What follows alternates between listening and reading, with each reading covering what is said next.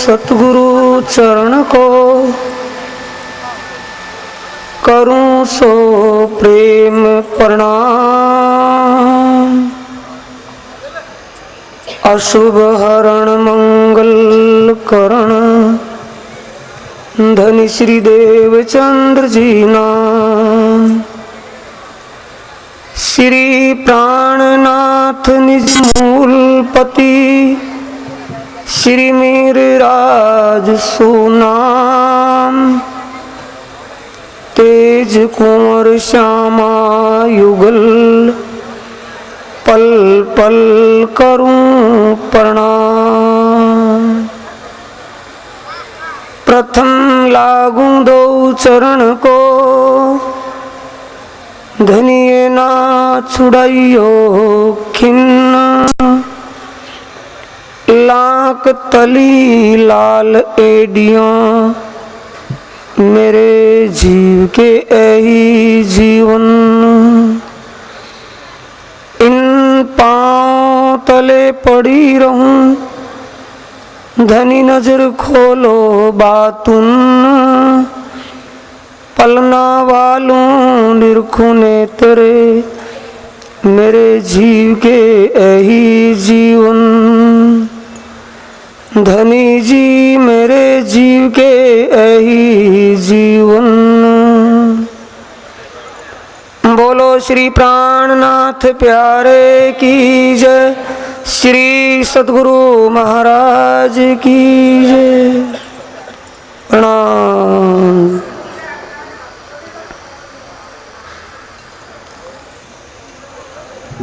प्राणों के आधार आत्म संबंधी प्यारे श्री सुंदर साथ जी,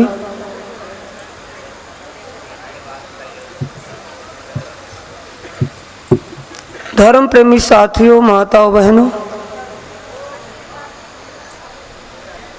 धाम धनी अक्षरातीत पूर्ण ब्रह्म सच्चिदानंद के हुक्म और सतगुरु कृपा से आप हम सब उस धर्म धरा पर उपस्थित हैं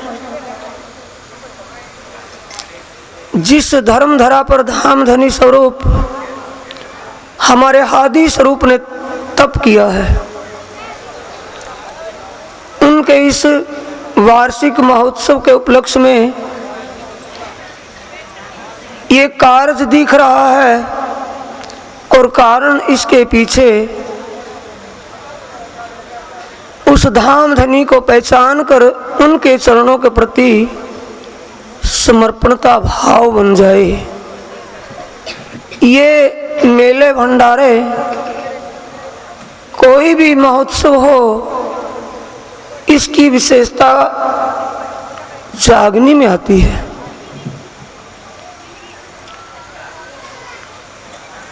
ठीक वही 7वें मनवंतर के 12 कल्प का 28वां युग कलयुग है, जिस कलयुग को मुंडको उपनिषद में पुराण संहिता में, आलमदार संहिता में, भविष्योत्तर पुराण और लिंग पुराण आदि शास्त्रों में धन्य धन्य करके कहा है।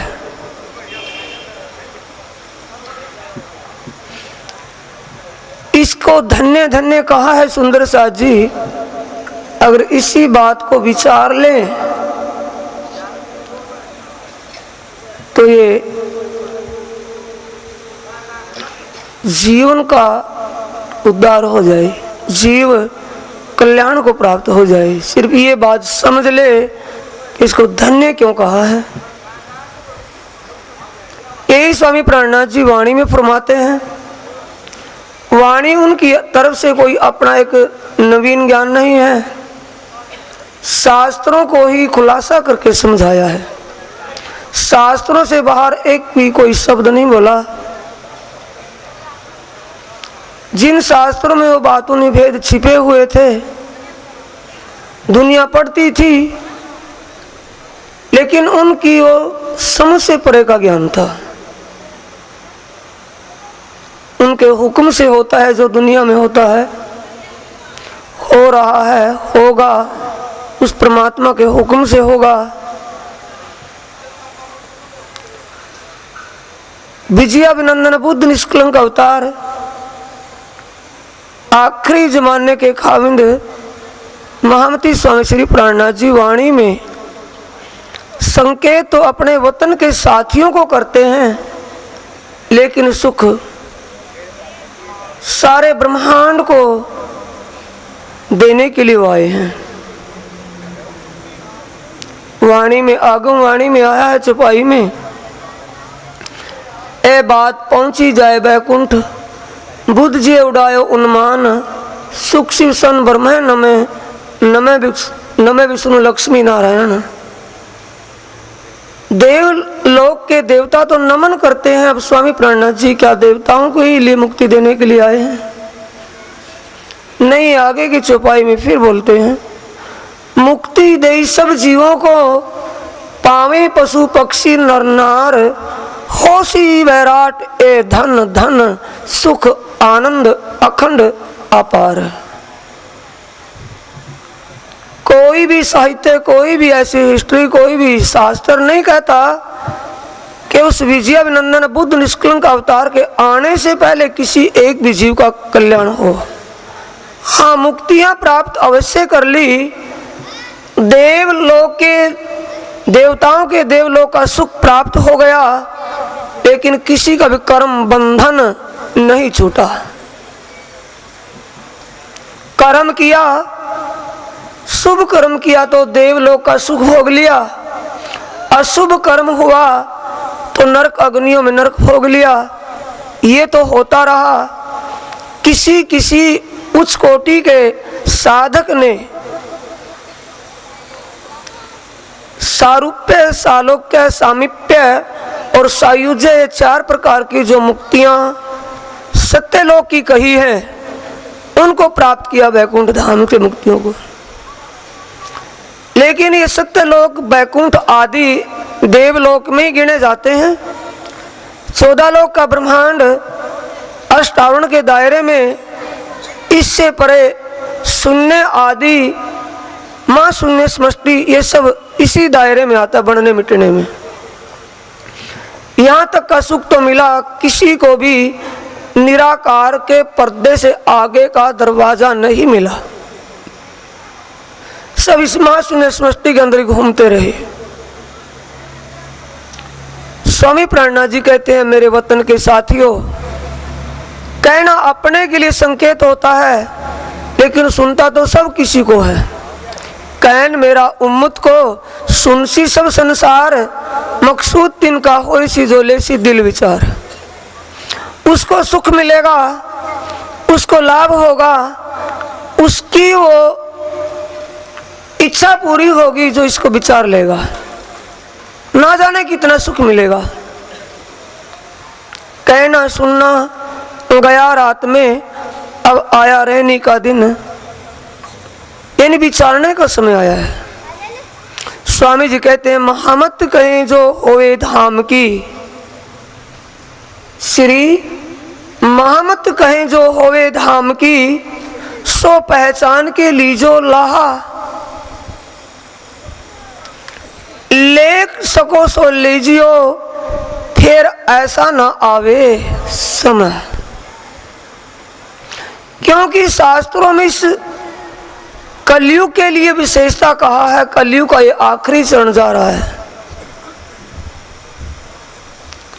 कलयुग में ग्रहण लगने से कलयुग की उम्र क्षय हो जाती है, जिससे आखिरी चरण चला हुआ है। स्वामी जी क्या कहते हैं, जो रूह होवे धाम की, अपनी तरफ संकेत करते जो मेरी उम्मत में हो। भले सुंदर साजी धाम की रूह वो पहचान के बाद की बात है, लेकिन सानिध्य में किसके हैं, विचारणीय प्रसंग है। श्री महामती का सानिध्य हम आप सबको प्राप्त है या नहीं, जो सुंदर साथ कहलाने का अधिकार रखता हो, सुंदर बाई के साथ में जुड़ गया हो, इस जागनी ब्रह्मांड में, इस कलयुग में और सानिध्य प्राप्त कर लिया हो, तो स्वामी प्राणनाथ जी की उम्मत का अधिकार उसको मिल गया या नहीं, उनका साथ है या नहीं।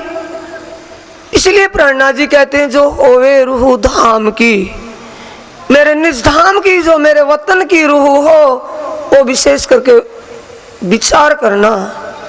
विचार का मतलब पहचान लो समय कौन सा है। लिखा है वो आएगा हरिवंश पुराण में, लिखा है वो आएगा भविष्य पुराण में, खैर शास्त्रों में अनेकों में लिखा, कहां तक उनकी गिनती की जाए।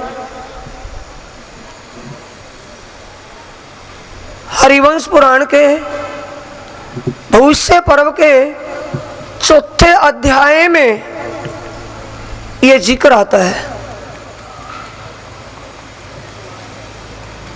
राजा जन्मेजय श्रोता हुए हैं और वक्ता वहां पर वेद व्यास जी हैं। अब वेद व्यास जी जन्मेजय राजा को समझाते सुनाते हैं, भविष्य के लिए, रीति बातों के लिए विचार में बैठे हैं। जन्मेजय को कहते हैं वेद व्यास जी कि जन्मेजय, जिन बातों को आपको मैं सुनाऊंगा, ऐसे मनीषी तो आपके खानदान में हुए और बलशाली भी हुए। धर्म युधिष्ठिर सत्य के प्रतीक थे, भीम और अर्जुन बलशाली थे। तुम्हारे दादा श्री भीम ने महाभारत के युद्ध में हाथियों को जो पकड़ के फेंका आसमान में, आज दिन तक वो नीचे नहीं आए। अब सुनना तो वो गोड़ हो गया, शंका खड़ी हो गई कि ये मेरे अंदर बात खपती नहीं कि मेरे पिताश्री मेरे से 50 गुना ज्यादा बलशाली होंगे और मेरे दादाश्री 100 गुना बलशाली होंगे। मैं हाथी को हिला नहीं सकता, मेरे पिताश्री उसको हिला ही देंगे, उठा ही लेंगे, दादाश्री उसको फेंकेंगे तो कितनी दूर जाएगा वो। आप ये सरोसर जो कह रहे मेरे अंदर जाता नहीं, यानी कि झूठ है। शंका हो गई कि वो अब तक आसमान से नीचे ही नहीं आए, कि हाँ आए नहीं भाई। अब वेद व्यास जी विष्णु अंश अवतार हैं, विष्णु के स्वरूप हैं। अपने योग बल से आसमान को अस्थिर किया और उन हस्तियों की अस्थि पिंजर, हाथियों की हड्डियां नीचे गिरनी शुरू हो गई, ढेर लग गए जमीन पर। जन्मेजय देखते हैं कि ये तो और भी अनर्थ हो जाएगा, सारी पृथ्वी हड्डियों से ढक जाएगी। अब वेद व्यास ऋषि से प्रार्थना करते कि मुनिवर कृपा करो, ये जो अनर्थ हो रहा है इसको तो बचाओ, रोको। हड्डियां आ जाएंगी तो ये क्या होगा, हड्डियों को रोक दो। मुझे विश्वास हो गया है कि वाकई हाथियों को ऊपर फेंका हुआ है। अब सुंदर साथ जी अक्षरातीत की वाणी, इस पूर्ण ब्रह्म सच्चिदानंद की वाणी, पूर्ण ब्रह्म की वाणी और दुनिया की वाणी का कंपैरिजन करें, भारी बात बैठती है। इसलिए स्वामी प्राणनाथ जी अपनी बात का विश्वास दिलाने के लिए शास्त्रों में प्रमाणों को रखा है, ताकि मेरी आवाज को कोई पहचान ले। वेद व्यास जी का ऐसा करने से जन्मेजय को विश्वास हो गया। कहते कि मुनिवर इन हड्डियों को कृपा करके वापिस भेज दो और आना बंद कर दो। वेद व्यास जी को क्या देर थी, विष्णु भगवान थे चाहते हैं ब्रह्मांड में हो जाएगा। अपने योग बल से उनको वापिस उसी आसमान में पहुंचा दिया और हड्डियां बंद हो गई गिरनी। विश्वास हो गया। अब वेद व्यास जी कहते कि राजन अब बोलो क्या सुनाऊं? कि मुनिवर जो आपको अच्छा लगे वो सुनाओ। कि नहीं भाई, मेरे को तो अच्छा सारा लगता है, मेरे को तो भूतकाल भी अच्छा लगता है, वर्तमान भी अच्छा लगा हुआ है और भविष्य भी अच्छा लगता है, तो आप सुनाइए क्या सुनाऊं? कि वर्तमान तो गुजर रहा है उसको तो मैं पूछूं क्या? बीत गया सो बीत गया, उसको मैं याद करूं क्या? आने वाली बता दो भविष्य की। कि सुन पर। अब सुनने के लिए कौन बैठे हैं? जन्मज है। वेद व्यास जी सुनाते हैं और चौकस होकर के सुनते हैं कि भविष्य में एक दिन वो होगा, आप शिकार खेलने के लिए अपने अधिकारी, अपने सिक्योरिटी गार्ड, अंगरक्षकों के साथ जंगल में जाएंगे और जंगल में जब आप एक शेर के पीछे शिकार के लिए चलेंगे तो शेर दहाड़ करेगा और आपका घोड़ा डर के मारे इतनी गति से भागेगा कि तेरे जो साथी तेरे से बिछुड़ जाएंगे। चौकस होकर के सुन रहे हैं कि होगा क्या फिर? कि वो जब घोड़ा हाँपता थकता बहुत दूर चला जाएगा तो जंगल बियाबान में जाकर के वो रुक जाएगा और जहां वो घोड़ा रुकेगा वहां एक सुंदरी घोड़े पर सवार तुमको मिलेगी और वो सुंदरी आपको रक्षा के लिए कहेगी, संकेत करेगी, तुम उसके पास मत जाना। वेद व्यास जी अगली बात सुनने के लिए इच्छुक हुए बैठे कि फिर क्या होगा? कि होगा क्या? तुम उस सुंदरी के संकेत से उसके पास चले जाओगे और तुम रक्षा के लिए हाँ भी कर लोगे, पर एक काम करना, घर में मत लाना। थोड़ी सी देर के लिए मौन हुए, फिर कहते कि आगे क्या होगा मुनिवर? कि तुम उनको अपने घर में भी ले जाओगे पर उस पर मोहित मत होना। ठीक है भाई, पुरुषार्थ है रक्षा करना, पर तुम उस सुंदरी के ऊपर मोहित ना होना। फिर मौन खींच गए। थोड़ी देर के बाद फिर कहते जन्मो जाए कि मुनिवर आगे क्या होगा? कि आगे तो ये होगा, तुम उनसे शादी की हाँ मत करना, मोहित तो हो ही जाओगे, शादी ना करना उनके साथ। थोड़ा सा मौन खींच गए। फिर कहते कि आगे क्या होगा? कि होगा क्या? शादी हो जाएगी। शादी हो जाने के बाद आपको एक क्षत्रिय सिद्धांत के अनुसार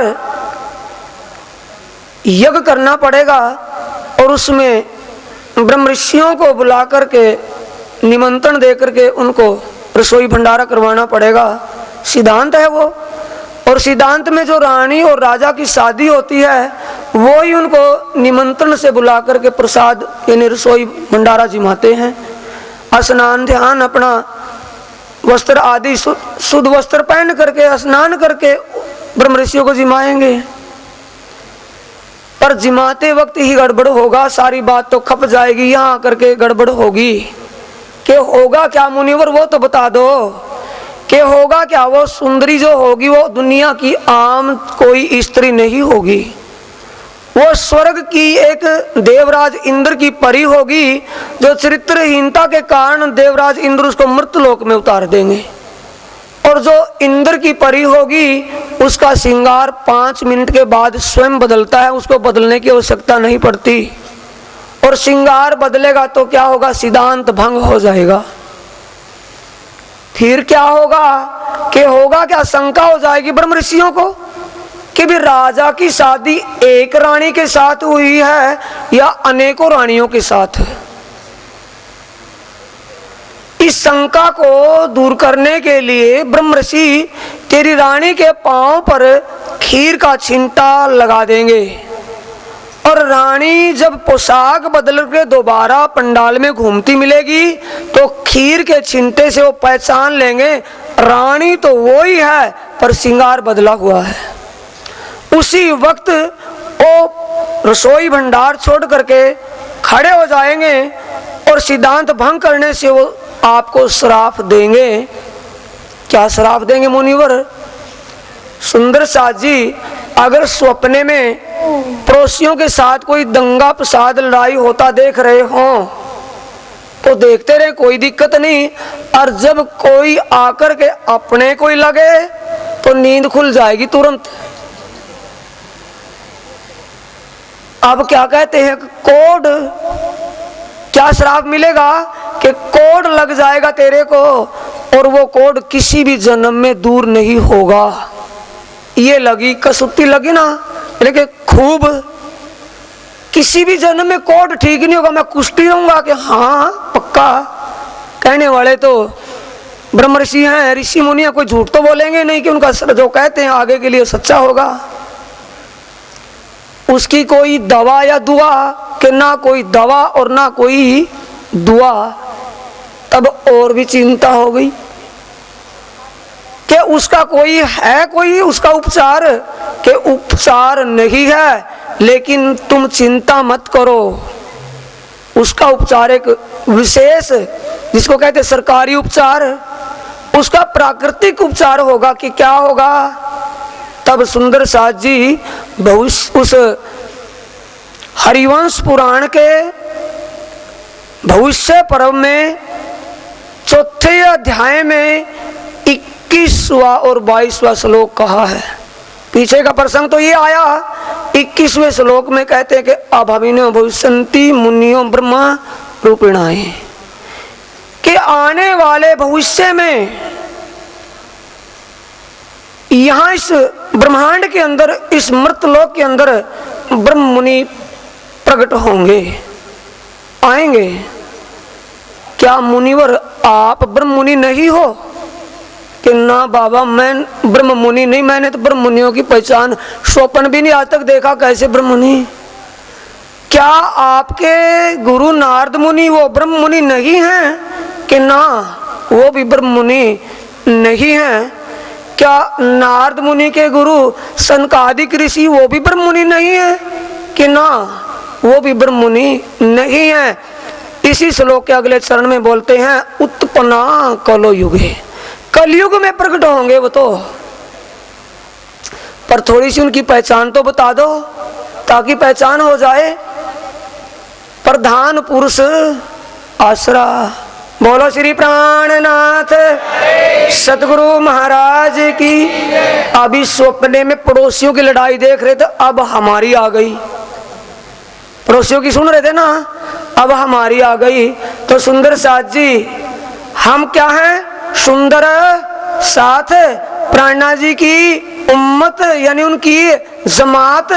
क्या हम, आप और हम सब प्रधान पुरुष के आश्रय में हैं? थोड़ा दिल में झांक करके देखें, इतने प्रधान पुरुष हमारे खसम बने बैठे हैं। भाई आवणी कोई आ जाए सपने में, रामायण का पाठ, आवणी आ जाए सपने में भागवत का साप्ताहिक, आवणी आ जाए सपने में गरुड़ पुराण बैठा करके खड़े हो जाएंगे। और भी आपत्ति आ जाएगी तो बजरंग बली की चौकी भरनी शुरू कर देंगे।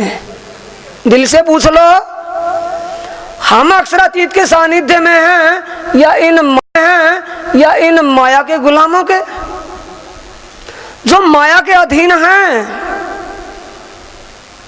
भागवत गीता के अंदर श्लोक आता है, अहम ब्रह्मा अहम विष्णु शिवो अहमति मोहिता। उस समय तीनों कहते हैं कि हम मोह में मोहित हैं, ग्रस्त हैं, माया के गुलाम हुए। या मैंने झूठो कहा? भाई कहने की बात नहीं, प्रैक्टिकल की बात है जो लेखक में लिखी हुई है। तो कई सुने कह दियो, क्या भागवत गीता झूठ लिखा होगा? अक्षरातीत का सानिध्य भूलकर आज हम भटके हुए साथियों। सिर्फ कहां के लिए? वही प्रसंग सामने आ रहा है।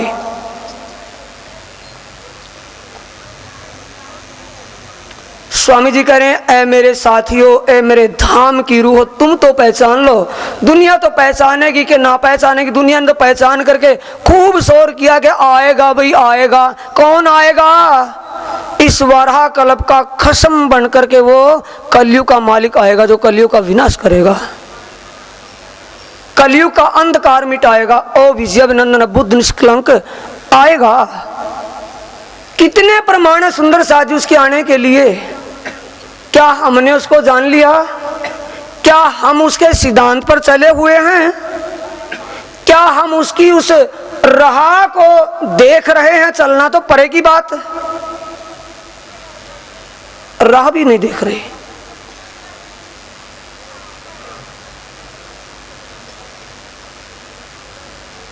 आगे इसी श्लोक के आगे 22वें श्लोक में कह रहे हैं कि उनमें क्या विशेषता होगी फिर ब्रह्ममुनियों में? कथा योगेन तान, वो ऐसी कथा ऐसा ज्ञान कहेंगे, कथा योगेन तान सर्वान पूज्यन्ति मानवा। इतना भी मानव समाज होगा सब उन ब्रह्ममुनियों की पूजा करेगा। ये और शंका लग गई, क्या देव पूजा बंद हो जाएगी कि पक्की बंद हो जाएगी? अब अपने दिल से पूछ लो, जिसको अक्षरातीत की होश आ गई उसकी तरफ से देव पूजा बंद हुई या नहीं हुई? प्रतिबंध लगा ना लगा? जो भटका हुआ तो भटकता रहे, तो दीवारों में टकराता रहे, उसका तो कहना है कुछ नहीं। अंधा होकर के जानबूझ करके चले तो दीवार में टकराए टकराएगा।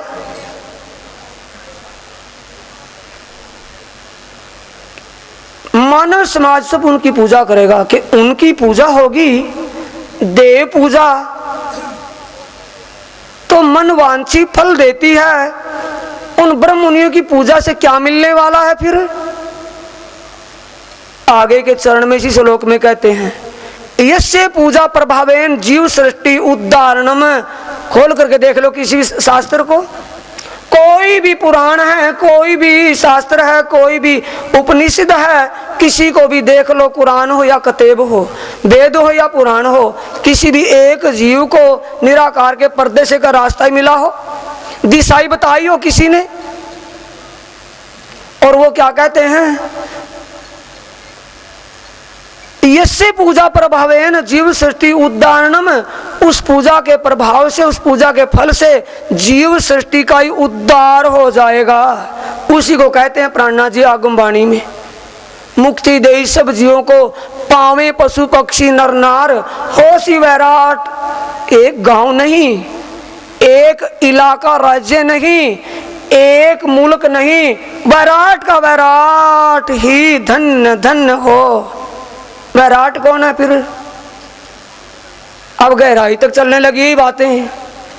यदा यदा ही धर्मस्य ग्लानिर्भवति भारत, कहने वाला कौन सा स्वरूप है? कौन सा स्वरूप है? सुंदर साथ जी अर्जुन को कौन सा स्वरूप दिखाया था? बोलो भाई बोलो, कुछ तो खोलो मुख से। विराट रूप। विराट रूप देखा या नहीं देखा है? बना करके कह रहे हैं कि लिखित में है। वैराट का रूप दिखाया ना। पहले तो उसका सखा था, रथ को हाँक रहा था, लेकिन जब उपदेश कर रहा है, सिखा रहा है, उस टाइम कौन सा स्वरूप है? विराट। और विराट में ये नक्शा विराट पट का ही तो देख रहे हैं ना। विराट कहाँ तक है? निराकार मां शून्य समष्टि तक। सारा नारायण का स्वरूप है। उसके उदर में 14 लोग बैठे हैं। क्या आप अक्षरातीत उसी को मान बैठे हैं? और प्राणनाथ उसी को मान बैठे हैं? क्या कहते हैं? यदा यदा ही धर्मस्य ग्लानिर्भवति भारत, अभ्युत्थानम धर्मस्य तदात्मनो सृजायाम।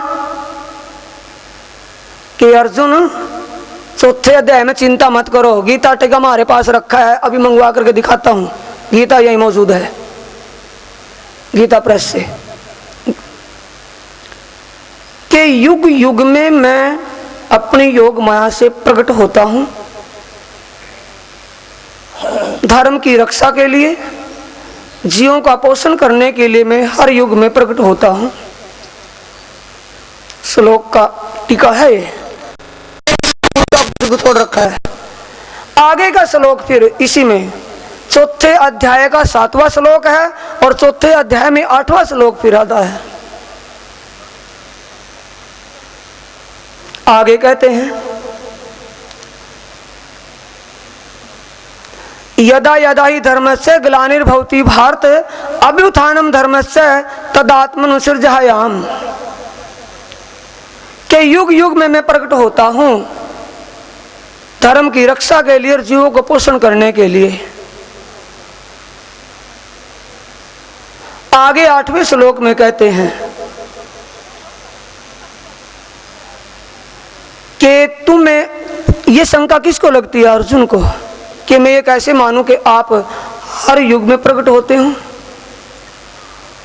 पहले इसका प्रसंग ही क्या है कि जिस ज्ञान को मैं तुम्हें सुनाने जा रहा हूं इस ज्ञान को मैंने आदि में सूर्य के प्रति कहा और सूर्य ने इस ज्ञान को अपने पुत्र मनु के प्रति कहा और मनु ने अपने पुत्र इक्ष्वाकु को कहा। उस ज्ञान को मैं तुम्हें कह रहा हूं कि मुझे शंका है इस बात में कि आपने इस ज्ञान को कहा होगा। तब कहा कि मैंने इस ज्ञान को कहा है पर तुम्हें अपने जन्म का पता नहीं, मुझे जन्म का पता है, हर जन्म का मुझे पता है।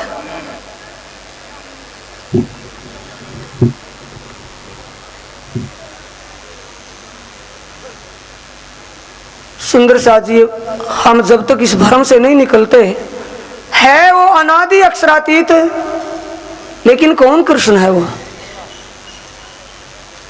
गीता का उपदेश करने वाले हैं या हरनंदी का भात भरने वाले हैं? द्वारका में जो 112 साल राज किया क्या वो ही है?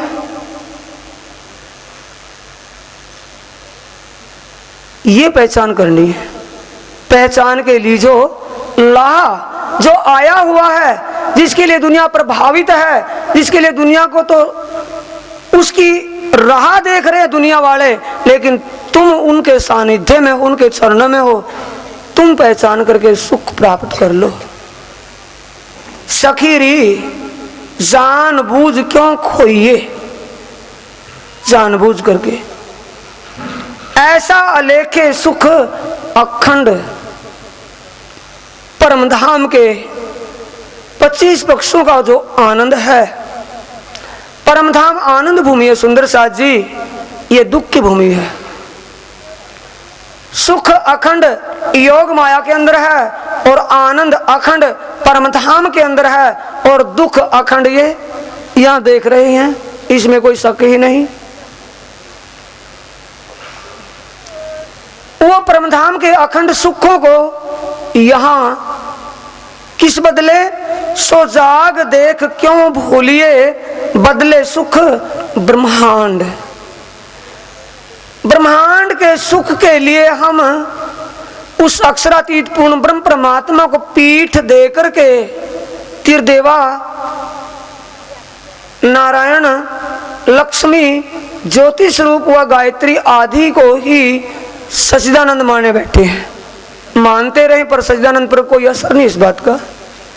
जब तक वो स्वरूप, वो धाम और उसकी लीला समझ में नहीं आएगी तब तक सुंदर साजी भटकना ही रहेगा। इसलिए प्राणनाथ जी कहते कि मेरे परमधाम की आत्माओं, इस दुनिया के सुख के लिए, ब्रह्मांड के झूठे सुख के लिए, स्वप्न के सुख के लिए तुम उस अखंड परमधाम के आनंद को, उस अखंड सुख को क्यों गंवा रहे हो? कई कोट राज बैकुंठ के,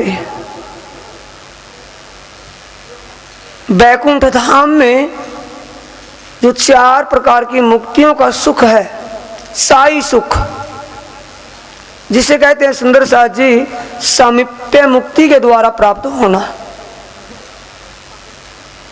जो विष्णु भगवान विष्णु बैकुंठ में वो साई सुख भोगते हैं, वो सुख उस जीव को प्राप्त हो जाएगा। लेकिन वो बैकुंठ वो सत्य लोक भी स्वप्न की लीला में आता है। करोड़ों साई सुख भी हो बैकुंठ के, ना आवे इतके खिन समान। इतके एक ही शब्द में दो पहलू बनते हैं सुंदर साथ जी। एक तो दिव्य परमधाम का जो अखंड सुख कहा, अखंड आनंद कहा, वहां के अखंड आनंद की तुलना में यहाँ के करोड़ों सुख भी नहीं आ सकते।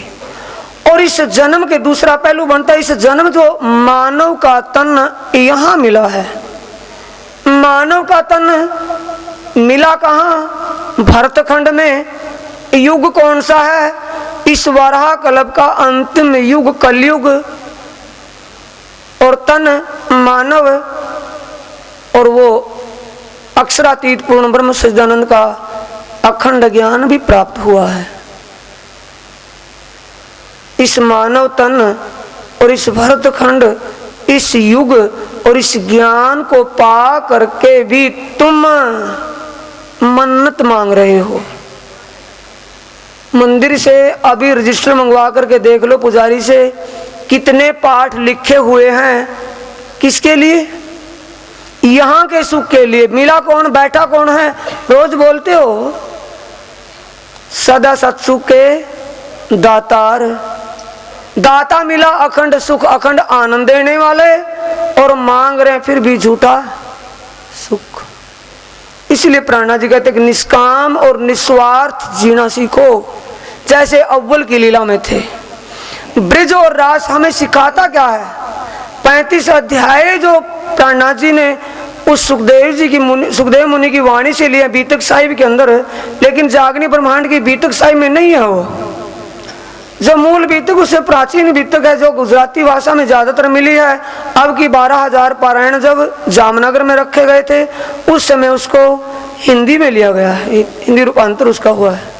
1300 चौपाइयां इस बीतक साहिब में नहीं है, जागनी ब्रह्मांड की में। उसमें मूल और ब्रिज और रास का उसमें सारांश आया हुआ है। उसमें जो ब्रिज की लीला है और रास की लीला, वो 35 अध्यायों से संबंधित है। 30 अध्याय ब्रिज के और 5 अध्याय रास से। उसमें सुंदर साजी खुलासा किया हुआ है कि ब्रिज में जैसे रहे वैसे रहना सीख लो। ब्रिज की लीला ये सिखाती है। रास में जैसे इस ब्रह्मांड को, काल माया को छोड़ करके योग माया में गए थे, ऐसा चल करके देख लो, पता लग जाएगा अक्षरातीत कहाँ रहता है। काल माया के ब्रह्मांड में जो विचार थे, उन विचारों से, सुषुप्त विचारों से जागृत होकर के योग माया की तरफ गए। रास किताब कहती है। रास में सुंदर साजी पहले 5 प्रकरण हैं, इसमें वर्णन आता है जब आत्माएं योग माया के ब्रह्मांड में श्याम सुंदर के चरणों में जाती हैं, उथला वचन होते हैं, उस वक्त कहते हैं निखर हमारी आत्मा, अननिठुर हमारा मन।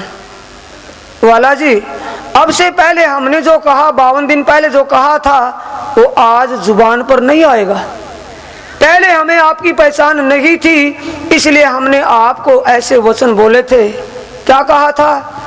हम कुल वधु नार, हम पतिव्रता नार, हम बाल बच्चों को छोड़ करके अब रात्रि के वक्त प्राय पुरुष के साथ वृंदावन नहीं जा सकते। लेकिन अब हमारी आत्म, ये देखो, आपके पास हमारा तन तो नहीं आया काल माया का, वो जो उसके अंदर आत्म थी, वो सूरता थी, वो आपके चरणों में है। और वो भी निखर गए, यानी कि कोई भी उनको शक नहीं, कोई शंका नहीं, बेशक है। इस बात से बेशक है कि आत्मा के खसम आप ही हो, ना कि दुनिया के वो हमारे तन के पति। इसी में आया सुंदर साथ जी, जिस प्रकार एक माली पेड़, आम का पेड़ सींचता है, रोपता है, उसकी सिंचाई करता है, रखवाड़ करता है और कांटों की बाढ़ कर देता है, पर जब उस आम के ऊपर आम का फल आता है, उस आम के फल को खाने का अधिकार माली को है या बाढ़ को? कांटों की बाढ़ खाएगी आम का फल या माली? ये प्राणनाथ जी वाणी में क्यों कहते हैं? ताकि हमें शुद्ध आ जाए कि ब्रज और रास क्या है। भागवत में, भागवत को स्वर्ण शास्त्र क्यों माना है? शंका से निकल जाएं। पद्मती को ध्यान से समझ ले, पता चलेगा कि क्या कहती है। स्वर्ण शास्त्र श्री भागवत, और आगे आ गया, कोमा लग गया, बीच में चरण बदल गया। बुध जागृत को ज्ञान के हम कौन कहते हैं? प्राणनाथ जी शास्त्रार्थ में अपनी पद्धति बता रहे हैं ना, अपनी इंट्रोडक्शन दे रहे हैं कि हमारा ज्ञान कौन सा है? जागृत बुद्ध का। ये जागृत बुद्ध का ज्ञान है, सुसुप्ति का ज्ञान है भाई। सुंदर साथ जी इस बात पर विचार करें कि ज्ञान कौन सा है? वाणी मेरे पीयू की न्यारी जो संसार में ज्ञान कौन सा था? सुसुप्त अवस्था का, स्वप्न का ज्ञान है। और ये वाणी अक्षरातीत क्या स्वप्न सुसुप्ति में है? जागृत है, चेतन है। ऐते दिन त्रिलोक में उती जो बुद्ध सुपन, सो बुद्ध जी बुद्ध जागृत ले प्रगटे पुरी नौतन। ये जागृत बुद्ध का ज्ञान नौतनपुरी में लेकर के जब प्रकट हुए, भागवत उससे पहले है। भागवत स्वर्ण शास्त्र क्यों है हमारा सुनने के लिए? क्यों उसको योग्यता क्यों मिली है? क्योंकि उसमें हमारी लीला छुपी हुई है। 30 अध्यायों में 11 साल की लीला छिपी हुई है, और उसके 5 अध्याय 5 अध्यायों में उस योग माया में रास जो हुआ, उस योग माया के रास की लीलाओं को 5 अध्यायों में किया, लेकिन 5 अध्यायों से परे की लीला है वो। जैसे ही गोपियां वहां उस काल माया के ब्रह्मांड को छोड़ निकली थी कि जिस भी हालात में थी वैसे के वैसे चल दी बांसुरी सुनते ही। अब ये तारतम रूपी बांसुरी जो बजी हुई है, इसको सुनकर के हम कितने इसके सानिध्य में पहुंचे हैं, कितना हम काल माया को पीठ दिए हुए हैं। काल माया में रहते हुए सुरता श्याम सुंदर में रहती थी और दुनिया का काम भी करती थी। सुना था ना बीतक साहिब में, जो सास काम करती थी वो काम अपने आप वो गोपियां करना शुरू कर दिया। बीतक के अंदर आता है चौपाइयों में। देखा कि घर की दीवार कौन है? श्याम सुंदर के रास्ते में कौन दीवार बनेगी? सास को क्या करना पड़ेगा? काम हम करेंगे तो सास की दीवार वो टूट जाएगी। सुबह उठ करके 4 बजे अपना घर का काम, यानी कि पहले चक्की पीसती हैं, फिर दूध बलोती हैं, फिर दूध निकालती हैं, फिर दूध गर्म करती हैं, गोबर उठाती हैं, सारा काम करके रसोई चौका करके फिर सास को जल का लोटा दातुन कुल्ला लेकर के जाकर खड़े होते कि माता जी प्रणाम, बताएं कि मैं क्या काम करूं। काम क्या सारा निपटा दिया? ये किसके लिए हो रहा है? किसके लिए हो रहा है सुंदर साथ जी? सिर्फ श्याम सुंदर के दर्शनों के लिए। उस भूख में हमारे अंदर कितनी भूख है उस अक्षरातीत के चरणों को प्राप्त करने के लिए, उसके लिए कितना अनन्य भाव है, कितना वो अनन्य प्रेम जिसको इश्क कहा है, कितना वो अनन्य प्रेम हमारे अंदर उसके प्रति है। ये हमें ब्रिज और राज सिखा रहा है जो हमारा स्वर्ण शास्त्र है। जागृत हमारा वो नहीं, बुद्ध जागृत बुद्ध का ज्ञान है।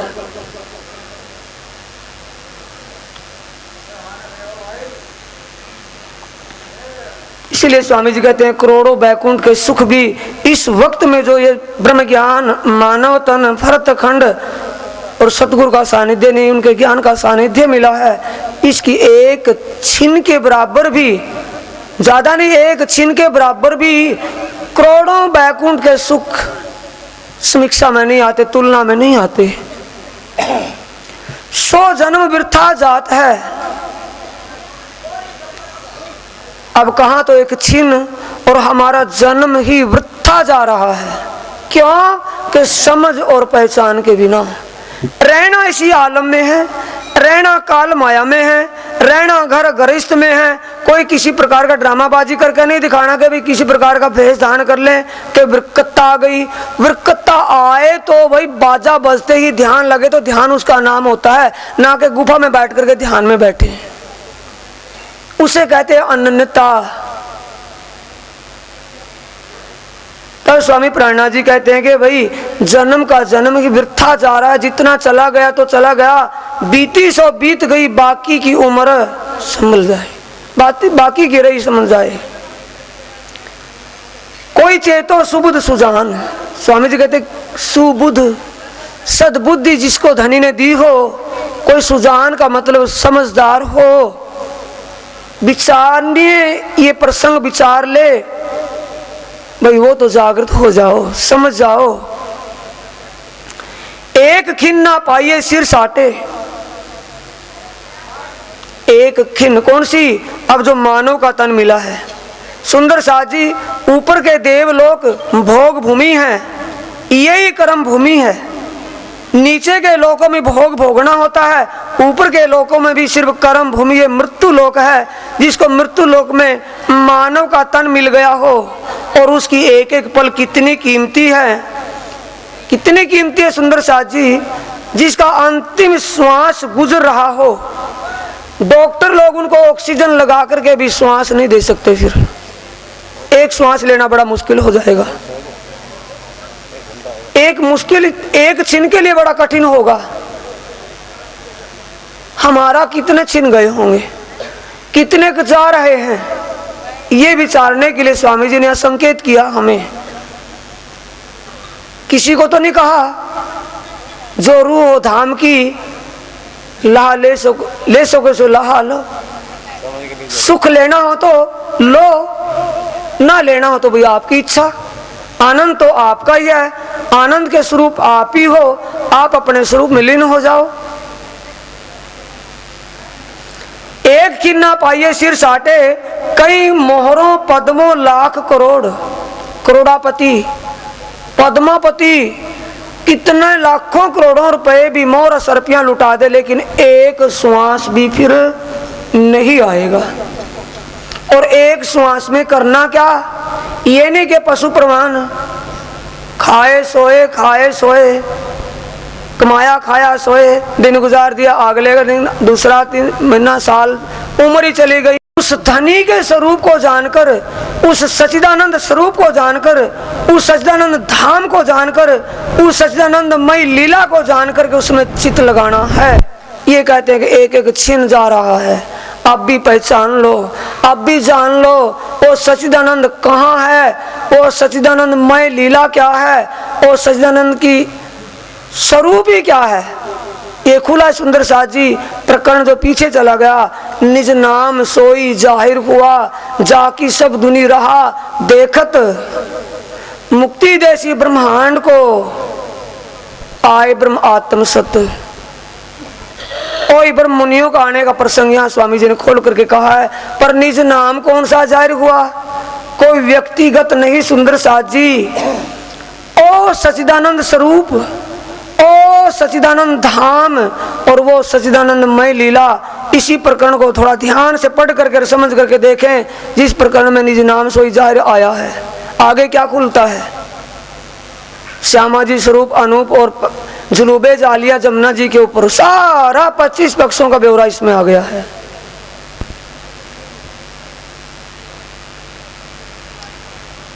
सौ जन्म खोया झूठ बदले, झूठ का मतलब झूठे सुख के लिए पूरा जीवन ही व्यतीत कर दिया। कभी भी वो अखंड आनंद कभी ध्यान में नहीं आया, उस निजी आनंद का कभी भी होश नहीं किया। पीयूष भई ना रस रंग, सो जन्म खोया झूठ बदले, पीयूष भई ना रंग रस रंग। बोलो श्री प्राणनाथ सतगुरु महाराज की जय। सुंदर साथ जी कैसे रंग में रंगा। सीता जी को अशोक वाटिका में छोड़ दिया रावण ने हरण करने के बाद। अशोक वाटिका में त्रिजटे दासी को उनकी सेवा में लगा दिया। एक दिन सीता जी अपने ध्यान मगन बैठी रहती थी अकेली। एक दिन सीता जी की नजर नीचे जमीन पर पड़ी हुई थी और सुरता राम के चरणों में गई हुई थी। अब देखा क्या, कीड़ा एक पहले थोड़ा थोड़ा सा सलकने लगा, फिर जल्दी उसका एक चक्कर बनता रहा। इतनी स्पीड बन गई कि कीड़े का रूप ही दिखा नहीं देता कि पूंछ कहाँ है और मुख कहाँ है। इतनी स्पीड से घूमने लगा। सीता ने देखा कि ये ऐसा क्यों घूमने लगा। ऊपर देखा तो ऊपर भमरी घूम रही है। भमरी और कीड़ा एक रूप हुए जब देखे तब सीता जी को चिंता हुई। इन्हीं के विचारने लगी कि मैं राम राम राम जो कर रही हूं, कभी राम ही राम ना रह जाए, सीता समाप्त हो जाए। इस विचार से मोंधान में त्रिजटे को बुला करके कहने लगी, दासी यहाँ आओ, राम राम राम करते मैं कभी सीता का रूप खो जाऊं, राम ही राम रह जाए कि नहीं, चिंता मत करो। जैसे आप राम राम राम की धुन लगाए हुए हो, ऐसे वो राम भगवान भी सीते सीते सीते की धुन में लगे हुए हैं। इसीलिए नाम दोनों रहेंगे, पर रूप और रंग में आप इस वक्त एक हो। ये स्वामी प्राणनाथ जी कह रहे हैं, सुंदर साथ जी, एक कदम जे रखे मैं 10 बेर करूं जी जी। जितना हम उनका ध्यान चिंतन करेंगे, उससे ज्यादा वो हमारा करेंगे। प्रैक्टिकल करके देख लो, जितना हम इस वाणी के अंदर चलेंगे, वाणी का मनन चिंतन करेंगे, उतना ही प्राणनाथ के करीब चलते चले जाएंगे। जितना इस वाणी से दूर रहेंगे, उतना इन बहरूपियों के धोखे में भटकते रहेंगे। बहरूपी अपनी सत्ता जमाने के लिए, अपना वैभव जमाने के लिए, अपना बिजनेस चलाने के लिए आपको पता नहीं कहां कहां भटका करके नरक अग्नि में गिर देंगे। पर वाणी कभी भटका नहीं सकती, क्योंकि ये अक्षरातीत की स्वान, अक्षरातीत का रस है। ये वाणी ये श्यामा जी की पिलावे रस रब का, कल ही तो बीतक का प्रसंग था, नहीं था? क्या पिलाती है? रस रब का। रस रब का क्या है? उस अक्षरातीत की पहचान करवाती है।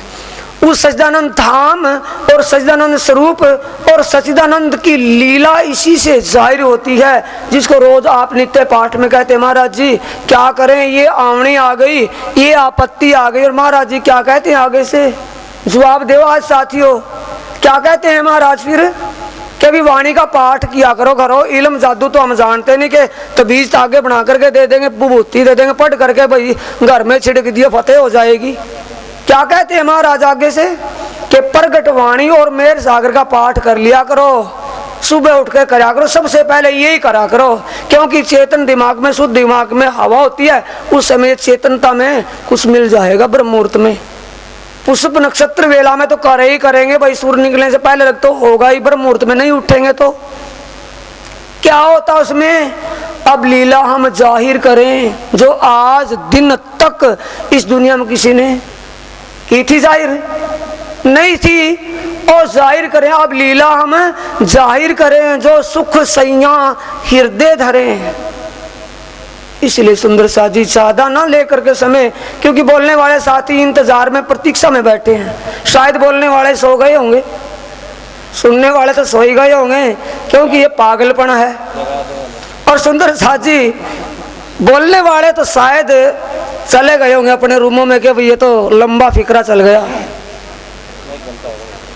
बोलो श्री प्राणनाथ श्री सतगुरु महाराज की। इसलिए कहने और प्रार्थना विनती है ये आपके चरणों में, सुंदर साथ जी, ज्यादा से ज्यादा कोशिश करो। वाणी का पाठ नहीं करना, वाणी की एक एक छुपाई के एक एक चरण को समझना है।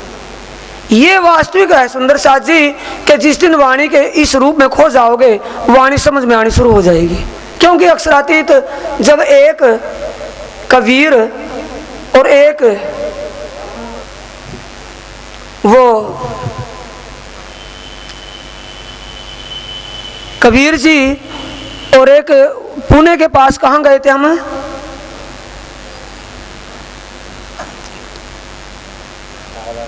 ना महाराष्ट्र, पुणे के पास ही गए थे, मंदिर में उनके मुनिवर।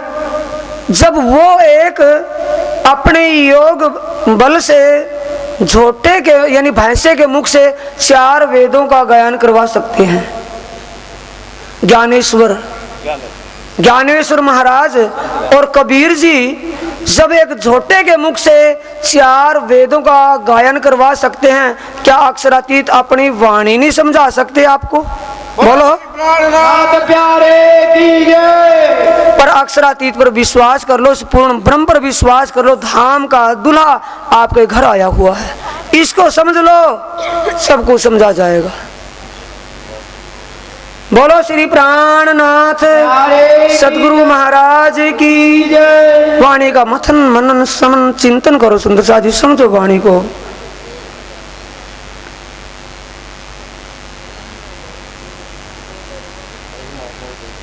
सुंदर साथ जी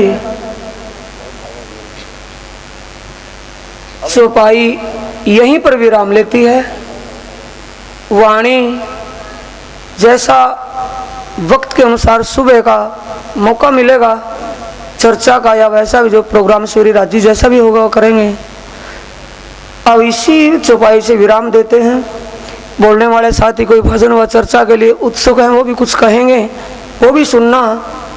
जो काम का हो रख लेना, ना काम का हो तो छोड़ देना। क्या जबरदस्ती थोड़ी है।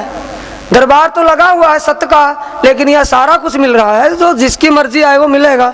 जिस जैसा भाव लेकर के आए वो आप लेकर के जाएंगे। दरबार सत्य का ही है, सुनो पर विचार में वो लो जो आपके जरूरत का है। बोलो श्री प्राणनाथ सतगुरु महाराज की जय। चौपाई को दोहराएंगे। इन समय खिन को मोल नहीं, इन समय खिन को मोल नहीं, तो क्यों कहूँ दिन मास बरस, तो क्यों कहूँ दिन मास बरस। 100 जन्म खोया झूठ बदले, 100 जन्म खोया झूठ बदले। पीयूषो भई ना रंग रस, पीयूषो भई ना रंग रस, पीयूषो भई ना रंग रस, पीयूषो भई ना रंग रस। बोलो श्री प्राणनाथ प्यारे की जय। श्री सतगुरु महाराज